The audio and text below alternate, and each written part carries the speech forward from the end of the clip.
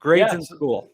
Yeah. So grades overall. Wanted to bring this topic up because I came across um, a book recently from Adam Grant who posed the idea: are A students more creative or less creative than B and C students?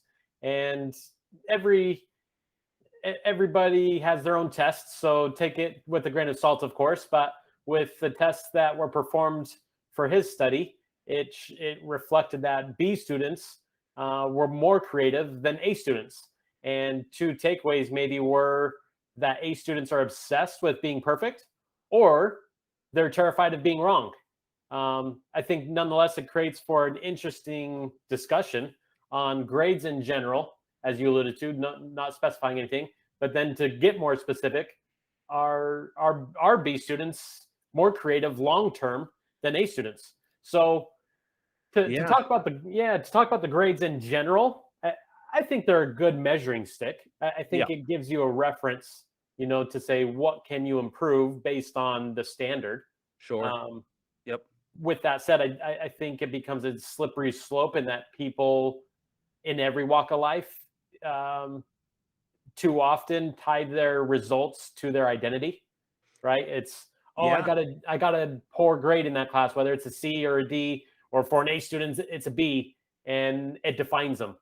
Right? Yeah. And Well, I think it's also with just grades themselves, they do define whether you succeeded at that or not. It's like, did you know enough to pass this class, or do you have right. to take it again? So it's almost like it's built into the structure of what grades are, where they're determining whether you are a failure or you are passing successfully, and to what degree you pass successfully too. Um, But yeah, it's where you are, not where you will be.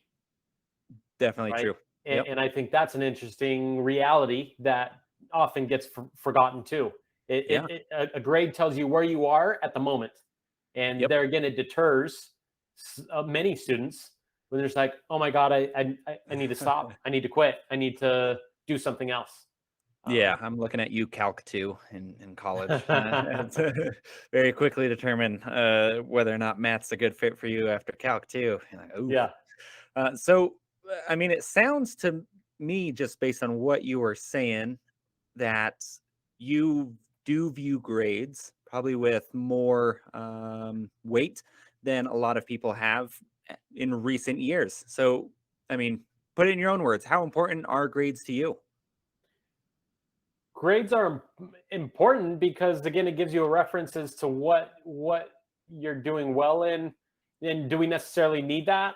I don't know. I guess it's how do you measure success? Yeah. If you say you're a success or you're a failure in relation to what? And I Yep. guess grades give you that what it defines it based on standards that we can comprehend. Yeah. Um, so I think they're a useful tool, but again, it's just a tool. I think it needs to start there and it stops there. Again, it's not something to define you and where you'll for sure end up. Yeah, Um, 100%. I agree. It can be a good measuring stick in the sense of, hey, right now, currently, I know X amount about a particular subject, but by no means does it now limit you to reaching your full potential in whatever that thing is. Math is a great example of it, where, depending on how early someone's introduced to mathematical concepts, or how familiar people are with just a number system at their really early ages of life, can definitely have an impact on how well they'll do in math. But someone getting, say, like a kid getting a quote unquote A or a passing grade or whatever weird thing they do, they have like the like really good, like satisfactory, not satisfactory. 'Cause I don't know about those, because that's even more confusing to the whole grade scale. Um, but being able to understand too that different people start off at different points, and so yes, if we're using grades as a measuring stick, and use it as a measuring stick, um, but it doesn't seem like that's what happens most of the time, or how educators or parents view it when, say, their kid gets a bad grade. mhm. It's, why do you not know this? Well, you need to do more work. You need to work on this more, when in reality it could be they just missed a step. Um, and they're just not to that point yet. And so when you're grading to a first grade level of math, it's like, well, they're not at a first grade level of math yet. You need to reinforce the uh, building blocks of math up to the first grade level if you want that kid to be at first grade level. But that's never been my experience with it, of seeing, hey, here's what we need to do to help someone get their grades up. It's always, you didn't do your homework, you didn't, and maybe Nick, what's your take on that? Where homework and doing these menial tasks and not that don't necessarily determine someone's true ability or understanding of a subject is almost weighted more than knowing the subject itself, which then makes the whole, we're going to use this as a measuring stick, makes it really hard to do if you're not actually using it as a measuring stick, because you're taking into account all these other things. Like, well, they did 5 parts of this math equation right, but not the sixth. It's like, well, I guess you should get partial credit, but now they did the mathematical formulas 20 times in their notebook, and that got them some extra credit. It's like, but if they still are missing a key component of what they just learned, then how are we using that?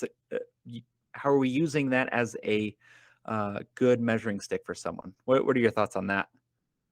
Well, I think homework in general gives you the opportunity to have repetition, right? And I think Yeah. for to learn anything, that's where the value lies in seeing it in different facets, right? Again, homework will present it in one facet, and then complaint you get so often is, but that's not what was on the test. Well, you can't prepare for life exactly how it's going to unfold either. You Yeah. can just have different experiences to try to prepare you as best you can. But that's reality too. Yep.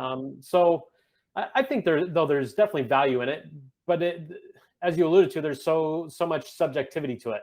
Well, this one's Yeah. better. This is a better assignment because of this. Well, okay, we'll define better again, Yep. because or is it just you prefer that? In which case, when you have 30 kids in a class, how do you really come up with the best system? Right? You're always going to Yeah. have a better system for 5 of them, and for 15 of them, it's that better system for the 5 is going to be worse for the 15. So which one takes precedence? Like, I think that's always the challenge that grades will have, because it's like, well, my kid's not a good test taker. Oh, Yeah. okay. Yep. Figure out a solution to that versus focusing on the problem. Like, Yeah. how do you improve it? We're not after perfection, we're after improvement. Yep. And I think that's another interesting piece, which I'll kind of shoot off into the angle of A students and B students of Yeah. creativity, right? And that perfection piece. What is your take there, Jay, with that concept? Yeah. Well, I think you touched on it too quite a bit in there, was that grades don't necessarily reflect what your skills or ability are. And so I think when it comes to being more creative or not as creative, I think there's definitely a way that a lot of people, when they're growing up through the schooling system, they do have a structure and a set routine, which is important for especially young kids and young adults. But then when they're taken out of that structure, or if there's a disruption at all to how they believe things should be or what they've grown accustomed to, then they do see. Um, you see more problems with those types of people traditionally. So that comes down to A students and B students, maybe, and I don't know if there's necessarily any studies or anything like that, but to back this up, but maybe Adam Grant's studies, and I haven't read these ones myself, but if he's saying B students are more creative than A students is what they're kind of finding, maybe that creativity also comes from real world problem solving.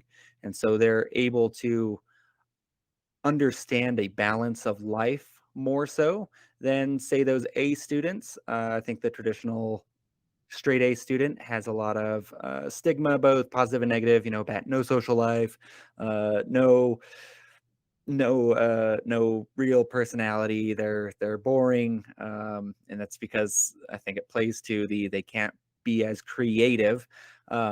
But also, when you take those students out of it, they almost have to relearn to be creative and be real world problem solvers.